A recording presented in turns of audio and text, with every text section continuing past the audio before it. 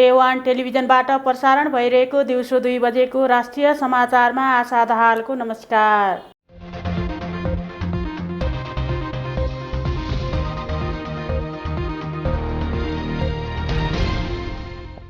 राष्ट्रिय समाचार सुरु गरौं मुख्य खबरहरूबाट। प्रधानमन्त्री शेरबहादुर देउबा आइतबार भारत भ्रमणमा जाँदै। नेपाल सरकारले भारतसँग रासायनिक मल खरिद गर्ने निर्णय गर्यो।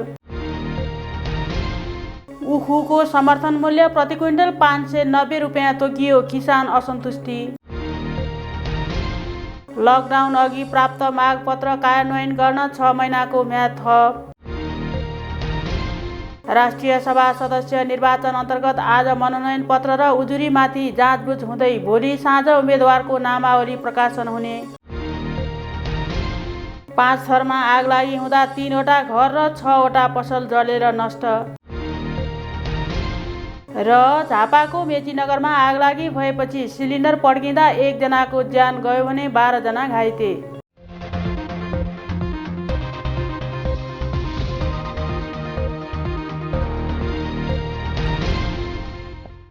अब पालो विस्तृत राष्ट्रिय खबरको सुरुमा प्रधानमन्त्री देउबा आइतबार भारत भ्रमणमा जाँदै सम्बन्धी प्रसङ्ग।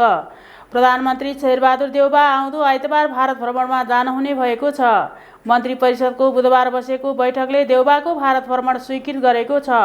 5औं पटक प्रधानमन्त्री भएपछि देउबाको यो पहिलो भारत भ्रमण हो। प्रधानमन्त्री देउबा गुजरातमा हुन लागेको गुजरात ग्लोबल समिटमा भाग लिन भारत भ्रमणमा जान लाग्नु भएको हो। भ्रमणका क्रममा प्रधानमन्त्री देउबाले भारतीय समकक्षी नरेन्द्र मोदीसँग भेटवार्ता गर्ने कार्यक्रम छ। भेटवार्ताका क्रममा द्विपक्षीय सम्बन्धका विभिन्न पक्षमा कुराकानी हुने बताइएको छ।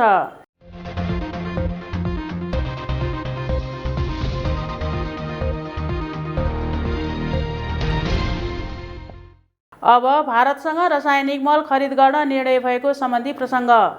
सरकारले भारतसँग रासायनिक मल खरिद गर्ने निर्णय गरेको छ। हिजो बसेको मन्त्री परिषद बैठकले भारतबाट G2G अर्थात् सरकार मार्फत मल खरिद गर्ने निर्णय गरेको हो। रासायनिक मल खरिदका लागि सम्झौता गर्न कृषि तथा पशुपन्छी विकास मन्त्रालयलाई अख्तियारी दिएको छ। कृषि तथा पशुपन्छी विकास मन्त्री महेन्द्र राय यादवका अनुसार मल खरिदका लागि भारतसँग 5 वर्षका लागि सम्झौता गर्ने निर्णय भएको छ। पहिलो वर्ष 1.5 लाख मेट्रिक टन मल खरिद गर्ने र त्यसपछि हरेक वर्ष 10% वृद्धि गर्दै जाने गरी सम्झौता हुनेछ। यस्तै प्रधानमन्त्री शेरबहादुर देउबाको भारत भ्रमणका बेला यसबारे सचिव स्तरीय सम्झौता पत्रमा हस्ताक्षर गर्ने तयारी छ।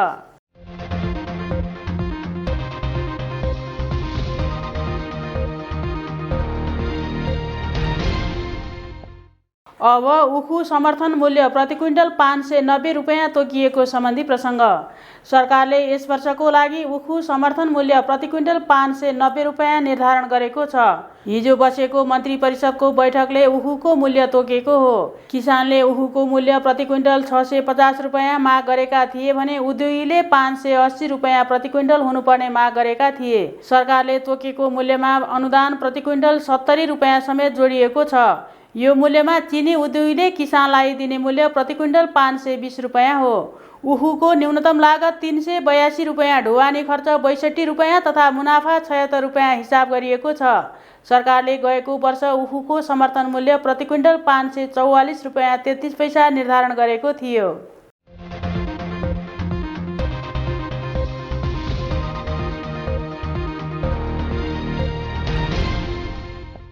अब लकडाउन अघि प्राप्त मागपत्र कार्यान्वयन गर्न 6 महिनाको म्याद थप गरिएको सम्बन्धी प्रसङ्ग। सरकारले रोजगारदाता देशबाट 2076 साल फागुन अघि वैदेशिक रोजगारीमा नेपाली श्रमिक पठाउन प्राप्त भएका मागपत्र कार्यान्वयनका लागि 6 महिनाको म्याद थप गरेको छ। कोरोना भाइरस महामारी अघि प्राप्त भएका डिमान्ड पुनः प्रमाणीकरण गर्न खर्चिलो, झन्झटिलो र असम्भव भएकाले व्यावहारिक कठिनाइका कारण 6 महिना कामदार पठाउन पाउने गरी म्याद थप गरिएको श्रम, रोजगार तथा सामाजिक सुरक्षा मन्त्रालयले जनाएको छ। 2076 साल फागुन अघि प्राप्त भएका मागपत्र कार्यान्वयनका लागि 2078 मङ्सिर 22 देखि 2079 जेठ 21 सम्म कायम रहने गरी 6 महिना म्याद थप गरिएको हो। वैदेशिक रोजगार सम्बन्धी मागपत्र जाँचबुझ निर्देशिका 2075 अनुसार निर्णय गरिएको मन्त्रालयले जनाएको छ।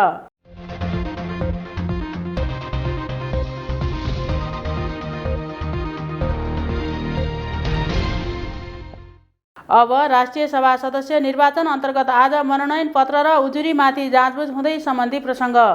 निर्वाचन आयोगले राष्ट्रिय सभा सदस्य निर्वाचन अन्तर्गत आज बिहीबार र भोलि शुक्रबार मनोनयन पत्र र उजुरी उप जाँचबुझ गर्दैछ।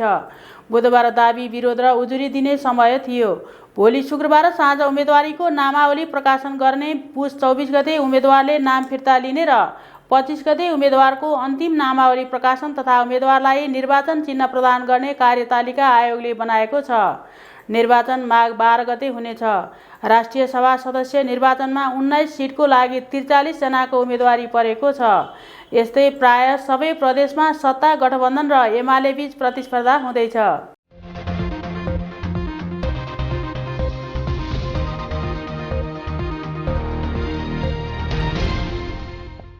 अब 5 थरमा आगलागी हुँदा 3वटा घर र 6वटा पसल जलेर नष्ट भएको सम्बन्धी प्रसङ्ग।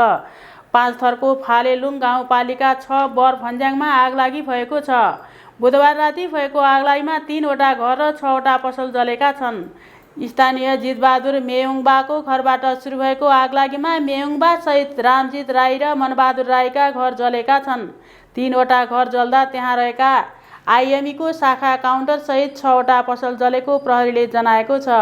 आगो स्थानीय प्रहरी र फिदिमबाट गएका दमकलको सहायताले निभाइएको छ। क्षतिको यकिन विवरण आउन बाँकी रहेको प्रहरीले जनाएको छ।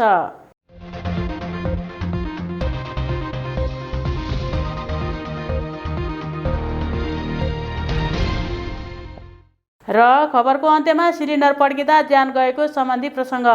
झापाको मेचीनगरमा आगलागी हुँदा 1 जनाको ज्यान गएको छ। 12 जना घाइते भएका छन्। गए राति मेचीनगर नगरपालिका वडा नम्बर 7 पिपलचोकमा आगलागी हुँदा निभाउने क्रममा मेचीनगर 8 का 45 वर्षका शरद राजवंशीको ज्यान गएको जिल्ला प्रहरी कार्यालय झापाले जनाएको छ। स्थानीय केशव पाठकको 1 तले कच्ची घरमा आगलागी हुँदा ग्यास सिलिन्डर पड्किँदा अरू 12 जना घाइते भएका छन्। घाइते हुनेमा लेखनाथ तिमल सिन्हा, गोविन्द प्रसाद राजवंशी, दिपेन्द्र कार्की, चन्दन गौतम, शुभलाल राजवंशी, विनोद गिरी, नवराज श्रेष्ठ, सन्देश बोहरा, भवानी शङ्कर नेउपाने, हरि विक, निर्मल शर्मा र सुशीला अधिकारी रहेका छन्।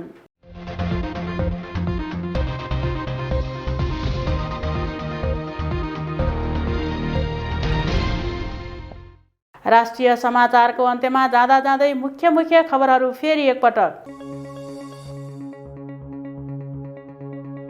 प्रधानमन्त्री शेरबहादुर देउबा आइतबार भारत भ्रमणमा जाँदै। नेपाल सरकारले भारतसँग रासायनिक मल खरिद गर्ने निर्णय गर्यो। उखुको समर्थन मूल्य प्रति क्विन्टल 590 रुपियाँ तोकियो, किसान असन्तुष्टि। लकडाउन अघि प्राप्त मागपत्र कार्यान्वयन गर्न 6 महिनाको म्याद थप। राष्ट्रिय सभा सदस्य निर्वाचन अन्तर्गत आज मनोनयन पत्र र उजुरीमाथि जाँचबुझ हुँदै भोलि साँझ उम्मेदवारको नामावली प्रकाशन हुने। 5 थरमा आगलागी हुँदा 3वटा घर र 6वटा पसल जलेर नष्ट। र झापाको मेचीनगरमा आगलागी भएपछि सिलिन्डर पड्किँदा 1 जनाको ज्यान गयो भने 12 जना घाइते।